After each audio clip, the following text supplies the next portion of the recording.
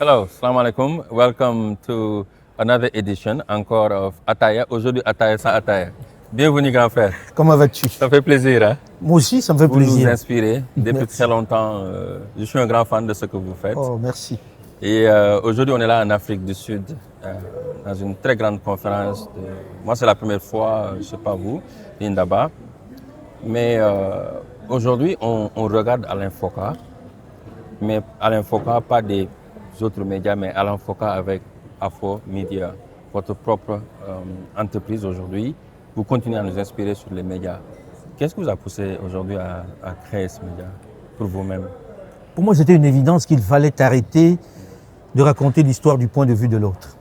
Puisque quand c'est le chasseur seul qui raconte l'histoire de la chasse, il est toujours le brave homme. Exactement. Hein, c'est sa version des faits. Il n'y a pas la version du lion ou de la panthère ou du gibier. On a tellement donné une mauvaise image de l'Afrique qui nous a créé de tels complexes qu'on a fini par écouter des réflexions genre « le blanc est fort, ah, le blanc est grand ». Et jamais on dit « nous avons été grands ». Or, nous sommes quand même les premiers sur cette planète, avec une belle histoire, avec une belle civilisation, des belles cultures qu'on ne met jamais en avant. Et l'histoire a toujours été racontée du point de vue de l'autre. Il devenait important que nous reprenions la main sur notre image, sur notre vraie histoire, que nous ne sommes pas des animaux, nous sommes des êtres vivants avec une vraie force, avec une vraie culture qui doit inspirer le monde. Ce n'est pas les autres qui doivent nous inspirer, c'est nous qui devons inspirer le monde. Et par conséquent, j'estime qu'il est venu le moment que chacun doit jouer sa partition. J'ai raconté l'histoire de l'Afrique sur l'antenne de RFI pendant 32 ans. Et je me rends compte que les Africains ne connaissaient pas leur histoire et qu'on a falsifié l'histoire en permanence, à tel point que nous avons cru que c'était les autres qui devaient nous apprendre des choses. C'est nous qui avons des choses à apprendre aux autres. Peut-être qu'il est venu le moment pour nous de raconter. Je suis parti de RFI en me disant, on va arrêter ça pour raconter l'histoire du point de vue des Africains, de mon point de vue, de ce que j'ai comme expérience. Et pas contre quelqu'un, attention, pas contre quelqu'un, pour nous-mêmes. S'aimer ne veut pas dire détester l'autre. Exactement. Il faut qu'on fasse très attention à ça. Montrons-nous comme nous sommes, sans complaisance, mais sans la condescendance qui a toujours accompagné la version, le narratif des autres. Et ça nous aide beaucoup parce qu'au-delà de juste raconter l'histoire, vous allez au-delà de ça. Vous allez chercher les histoires qui inspirent l'Africain, de nous montrer aussi de ce que nous avons dans nos propres pays. Je parle de l'exemple de Simandou. Voilà.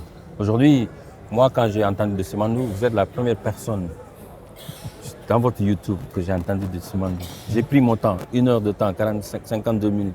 Vous avez fait des documentaires que vous allez vraiment au fond de cette opportunité que la Guinée a, qui a inspiré, qui aujourd'hui est en train d'inspirer le monde entier, ici en Cape Town. Vous l'avez fait il y a 2 ans, 3 ans. Vous avez vu très tôt, d'accord? Et aujourd'hui, quand vous venez là, des milliers de personnes dans le monde entier, tous sont intéressés par la Guinée, par ce qui est parti de cette histoire que vous avez racontée. Qu'est-ce que vous sentez de ça? Qu'est-ce que ça vous... Je suis très heureux. Je serais malhonnête si je dis le contraire. Très heureux d'être de ceux qui étaient au départ du narratif sur Simandou.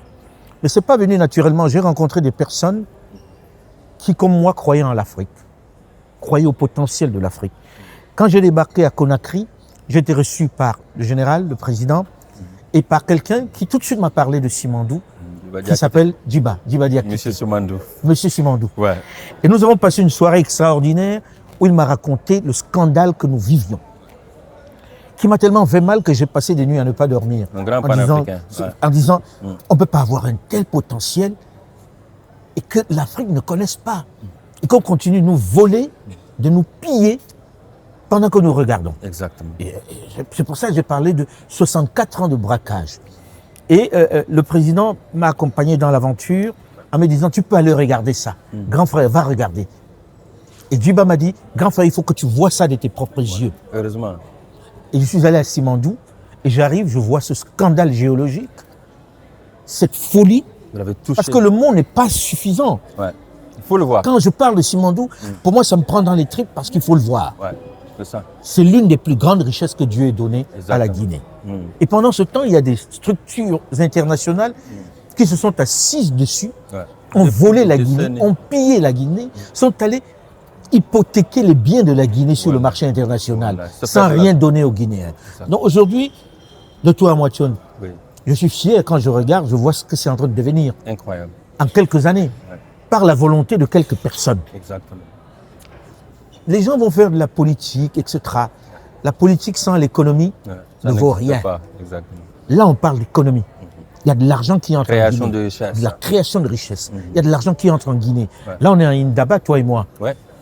J'ai des frissons quand je parle parce que je vois des jeunes qui sont entrés de la diaspora de partout. De la diaspora qui sont entrés dans l'économie. L'économie de la Guinée. Grâce à Simandou. Grâce à Simandou. J'ai vu des jeunes qui ont décidé qu'ils rentrent, qui ne sont pas nés en Guinée, qui sont nés en France. Des Africains comme nous. Des Africains de la diaspora, nos enfants. Moi, quand je les regardais, je voyais mes enfants. Ils ont décidé qu'ils rentrent en Guinée pour se lancer dedans. Ils ont créé des emplois. Ils ont créé de la richesse. Je vois des jeunes filles. Et j'ai des frissons. Je me dis, on n'a pas été inutile. Maintenant, les autres vont faire de la politique, ça ne m'intéresse pas. C'est où en est la Guinée. Et Simandou n'est plus une vue de l'esprit. C'est quelque chose de concret. Et ce n'est pas juste les mines. C'est un programme complet. Et là, je me dis, on a servi à quelque chose. Et ça doit être le travail de tout le monde. Je suis allé à Bokeh, j'ai vu d'autres choses. Je regarde des gens ici, à Indaba, à Cape Town, qui me disent, j'ai entendu parler de la Guinée grâce à vous. Et que je suis allé en Guinée grâce à vous. Comment je veux dire que je suis indifférent à ça?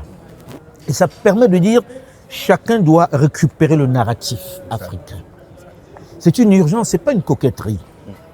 Ce n'est pas une coquetterie. Quand je regarde Afromédia aujourd'hui, je me dis, si on a servi ne serait-ce qu'à ça, je suis heureux. C'est énorme, grand frère. Pour moi, je suis heureux. C'est énorme. Et j'ai regardé les Congolais aussi qui me disent la même chose, puisqu'on est allé dans l'est du Congo pour montrer comment on nous pillait.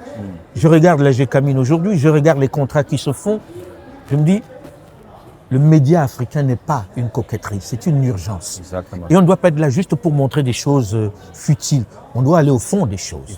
Parce qu'on a un narratif à faire valoir. Parce que depuis des années, les Américains et le reste du monde entier ont contrôlé le storytelling pour leur pays. Et aujourd'hui, grâce à des gens comme vous, on commence à comprendre maintenant le nation branding et le soft power, le storytelling. Absolument, et c'est pour ça que je viens à ton interview, je ne donne pas beaucoup d'interviews, parce que je ne suis pas de ce côté-là.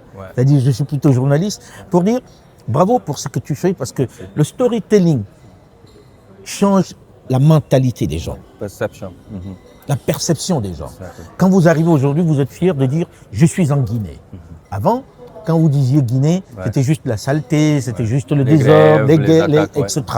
Aujourd'hui, on est capable de dire « je vais en Guinée » pour l'économie. Et quand tu regardes les vols qui vont de plus en plus en Guinée, c'est plein, tout est plein. C'est plein tout le temps. Je vois la même chose pour la RDC. C'est plein tout le temps. Vous voyez, les États-Unis qui s'intéressent à ces États-là, non pas pour dire gouvernance, mais économie, business. Et business. Hein, je vois, ils sont au Congo, personne ne parle plus de gouvernance. En Guinée, personne ne parle plus de ça parce que c'est le business. Mais il faut qu'on arrête avec cette manie d'être là en train de copier ce que les autres ne pratiquent pas chez eux pour dire ce qui fait vivre, c'est l'économie. Exactement. Et pour qu'on vienne investir chez vous, il faut qu'on ait montré que vous êtes bien, que vous n'êtes pas derrière des barricades, que vous n'êtes pas derrière des sacs de sable pour éviter qu'on vous tire dessus. La Guinée est en train de montrer un autre visage. Exactement. Tous ces logements dont on parle, toutes ces routes dont on parle, chacun voit. J'ai vu quelqu'un de la diaspora ici qui me dit « je travaille aussi pour le Transguinéen ». Exactement. Hein? Qui, pour moi, est un plus, puisque le chemin de fer qui était fait, c'était juste pour transporter des minerais des autres. Et ça ne sortait jamais de terre. En quelques années, c'est devenu une réalité. Exactement. Éco-développement. Éco-développement. Et même ce train, maintenant, ce n'est pas seulement pour les mines. Non. Mais pour les êtres humains, pour les goods, pour les marchandises. Pour les services, les marchandises. Tout à fait. Et il y a le corridor autour qui fait connecter presque 6 pays africains. Absolument. C'est incroyable. C'est de ça qu'on doit parler, Thion. Ce n'est pas qui vote pour qui fait quoi pour qui, non. C'est comment est-ce qu'on donne à manger aux gens. Comment est-ce qu'on redonne leur dignité aux Africains. Et ça passe par le porte-monnaie. Hein. Ça passe par l'économie. Exactement. Donc on sort de cette manie de dire oui, je suis de la société civile. Non. Qui rapporte de l'argent au pays, qui donne sa dignité au pays, pour moi c'est le plus important. Et là c'est pour ça que je suis content de dire je vais en Guinée et en étant heureux et que je regarde Simandou et on est à Cape Town. Chacun est en train de voir le site de Simandou. Chacun voit ce qui se passe sur l'endroit qui a été créé pour la Guinée. Ouais. Plein Plein de monde. Plein de monde. Ouais. Je viens ici à Indaba depuis des années. Ouais. Je n'avais pas encore vu cet engouement. C'est incroyable. C'est la folie. Wow. Et comment vous voyez aujourd'hui que les Africains, grands frères, depuis longtemps déjà, moi-même je fais partie de ces Africains qui ne connaissaient rien du mining. On l'avait laissé pour les autres. Moi, la première fois que je viens ici en Afrique du Sud aujourd'hui, je vois ces entreprises de partout dans le monde qui contrôlent le mining system pour l'Afrique. Tu peux dire quoi aux Africains aujourd'hui par rapport à ça? C'est richesse En fait, stratégique. nous avons un travail de pédagogie Ouais. pour les Africains. Ouais. On doit faire comprendre aux Africains que Dieu vous a tout donné. Ouais. Vous vous êtes assis dessus Dessus, hein. et vous vous êtes endormis. C'est ça. C'est ça qu'on doit montrer aux Africains. C'est ça. Dieu vous a tout donné. Ouais. Les autres ont vu ce qu'on vous a donné, ils sont venus prendre pendant que vous dormez. Incroyable. C'est la C'est réalité. ça la réalité. C'est la réalité. Vous avez quelqu'un qui est assis sur de la richesse, Ouais. il n'en a pas conscience. Quelqu'un vient d'ailleurs, il lui dit, pousse-toi, je vais prendre ce sur quoi tu es assis. Ouais. Et il pleure. Je vais Et te financer quelques voilà, écoles. quelques écoles, quelques puits, Oui, oui. alors qu'il peut avoir le meilleur. Exactement. Il peut avoir le meilleur. Et ça, on doit apprendre ça aux Africains en disant, la mine, ce n'est pas l'affaire des Blancs. Ouais. Les minéraux que vous avez, ça vous appartient. Exact. Et c'est vous qui devez exploiter. Inch'Allah. Si vous dites, on ne veut pas, ils n'auront pas l'électricité. Si vous dites, on ne veut pas, il n'y aura pas les voitures, Exactement. Les avions, les avions. tout. Si vous dites, Les on ne veut téléphones. pas, ils vont plus lancer les satellites dans l'espace. Les téléphones. Les téléphones Fibre optique. portables, c'est vous qui avez ce qu'il faut pour ça. Maintenant, réveillez-vous. Sinon, vous allez toujours être les spectateurs. Ils vont venir prendre, ils vont partir, et vous allez pleurer toute la journée. Ils nous ont fait ci, on nous a fait ça. On n'intervient pas pour ceux qui pleurent. Et je prends toujours la phrase de Thomas Sankara Qui disait, qui disait l'esclave qui ne sait pas défendre sa cause, je paraphrase, exactement. ne mérite pas qu'on s'apitoie sur son sort. Je suis d'accord. Si quelqu'un ne veut pas se défendre, se battre pour ses biens, on ne va pas venir se battre pour Il lui. ne peut rien faire. On ne peut pas s'apitoyer pour lui. Exactement. Prenons en charge ce que nous avons. Ouais. Les mines, c'est à nous. C'est eux qui en ont besoin. Ils doivent venir négocier avec nous. Et c'est nous qui Comme on devons l'a fait en donner Guinée. les conditions Exactement. de ces mines-là. Pas juste la haine. Ouais. Dire voilà, je les ai, It's business. assieds-toi et on va discuter. Exactement. Business Voilà. gagnant-gagnant. Gagnant-gagnant. Et pour conclure, grand frère, qu'est-ce que vous dites aujourd'hui à la diaspora, tous ces jeunes qui vous écoutent de l'extérieur? Parfois, ils ont peur de retourner. Ou certains sont déjà de retour, mais c'est difficile. Ils ne peuvent pas continuer. Ils doivent encore aller en Europe ou en Occident. Et qui disent que l'Afrique est trop difficile. Peut-être je ne peux pas parce que je n'ai pas les connexions qu'il faut, je n'ai pas les ça. Il y a des difficultés pour le retour. Qu'est-ce que vous allez leur dire? Il ne faut pas enjoliver. C'est dur. Ouais. C'est dur. Moi, je suis parti depuis une quarantaine d'années. C'est pas fait pour les faibles. Hein. Hein? Ouais. C'est dur. Mm. Mais qu'est-ce qu'il y a d'important qui se fait sans difficulté? Wow. Machallah. Ça Bien. n'existe pas, sinon tout le monde le ferait. Ouais.